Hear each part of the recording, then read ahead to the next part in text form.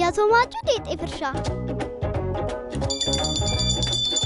ተማሪዎች ትናንት በተነጋገርነው መሰረት ዛሬ የጉብኝት ጉዞ እናደርጋለን። ወደ ጉብኝቱ ከመሄዳችን በፊት ግን አንድ ጥያቄ ጠይቃችኋለሁ። ዝግጁ ናችሁ? አዎ መምህር። ጎሽ፣ እቤታችሁ ውስጥ በብዛት የምትመገቡት ምግብ ምንድነው? እሺ ብሬ። ሽሮ። እሺ ማሴ። ስሮጥ። አያችሁ ተማሪዎች፣ የተለያየ አይነት ወጥ ቢቀርብልንም የምንበላው ግን በእንጀራ ነው አይደለ? አዎ። ስለዚህ ሀገራችን ውስጥ አዘውትረን የምንመገባቸው ምግቦች መካከል አንደኛው እንጀራ ነው። እስኪ ከእናንተ መሃል የሚነግረኝ እንጀራ የሚሰራው ከምንድን ነው? ከጤፍ። በጣም ጥሩ ተማሪዎች። እንግዲያው ዛሬ ጉብኝት የምናደርገው በአቅራቢያችን ወደሚገኘው የጤፍ እርሻ በመሄድ ነው። እርሻውን እየተመለከትን በዛውም የምንመገበውን ምግብ ምንነት ለማወቅ እንሞክራለን። አሁን ለመሄድ ዝግጁ ናችሁ? አዎ። በሉ እንሂድ።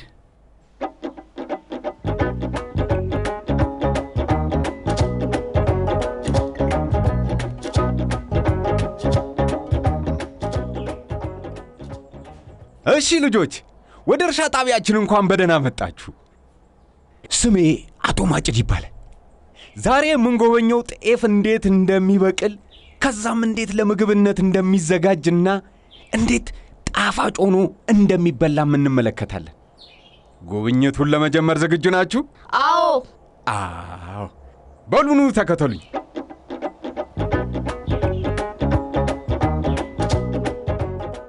ተማሪዎች፣ ሁሉም ነገር እዚህ ለም አፈር ላይ ነው የሚጀምረው።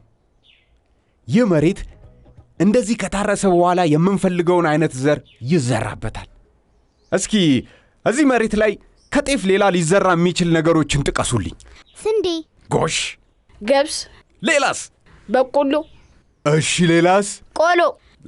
ቆሎ? ቆይ እስኪ፣ ልክ ነው። የሽምብራም የገብስም ቆሎ መጀመሪያ ሳይቆላ በፊት እዚህ ነው የሚበቅለው። እሺ፣ ጎበዝ ነህ አንተ። ሁላችሁም ከፊት ለፊታችሁ ያለውን የቀይ ጤፍ ዘርና የነጭ ጤፍ ዘር ተመልከቱ። ይቺ ቅንጣት ፍሬ ጤፍ ትባላለች።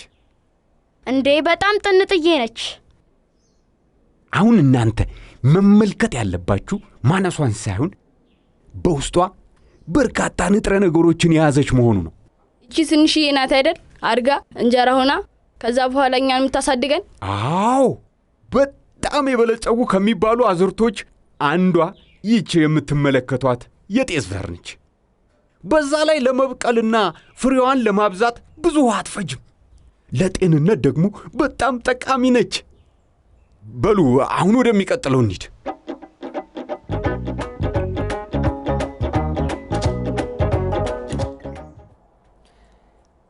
እንግዲህ ቅድም ያያችሁት የጤፍ ዘር ተዘርቶ ሲያድግ እንደዚህ የሚያምር አዝመራ ይሆናል።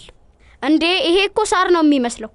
አዎ፣ ይሄ እንግዲህ ሲደርቅ ይታጨድና ይሰበሰባል፣ ይወቃል፣ ከዛም ጎተራ ይገባል። ከጎተራ እየወጣው ይፈጭና ዱቄት ይሆናል። እየገባችሁ ነው አይደል? አዎን። አሁን ደግሞ የመጨረሻ ጉብኝታችን ወደ እማማ ማጭድ ቤት ይሆናል። ለየት ያለ ነገርም ተዘጋጅቶላችኋል። ተከተሉኝ። ልጆች፣ እኔ እማማ ማጭድ እባላለሁ። እንኳን ደህና መጣችሁ። እንኳን ደህና ቆዩን። ጎሽ ልጆች፣ አሁን ጤፍ ከበቀለ፣ ከታጨደ፣ ከተሰበሰበ በኋላ ተፈጭቶ እንዴት እንጀራ እንደሚሆን አሳያችኋለሁ። መጀመሪያ እዚህ ውስጥ ይቦካል። በመቀጠል ደግሞ አብሲት ይጨመርበታል እና ቀጠን ብሎ ለመጋገር እንዲመች ሆኖ ይዘጋጃል። በመጨረሻ ሊጡን እየቀነስን የእንጀራ ምጣድ ላይ እንጋግራለን። ማን ነው እንደኔ ቃተኛ የሚወድ? እኔ አሁን በዚህ እንጀራ ለሁላችሁም የሚሆን ቃተኛ ሰራላችኋለሁ። እንጀራው ላይ ጨው፣ በርበሬ ከዛም ትንሽዬ ቅቤ ቀላቅለን እንቀባለን። አሁን ቃተኛው ደርሷል ማለት ነው። እንጀራን አብረው ተካፍለው ሲበሉት ነው የሚጣፍጠው። አያችሁ ልጆች፣ እንጀራ ምግባችን ብቻ ሳይሆን ታሪካችን፣ ባህላችንም ነው። እናንተ ያወቃችሁትን ለሌሎች በማሳወቅ ለቀጣይ ትውልድና ለዓለም የምታቀርቡት ስጦታ ነው። እሺ ልጆች፣ ጥያቄ ያላችሁ?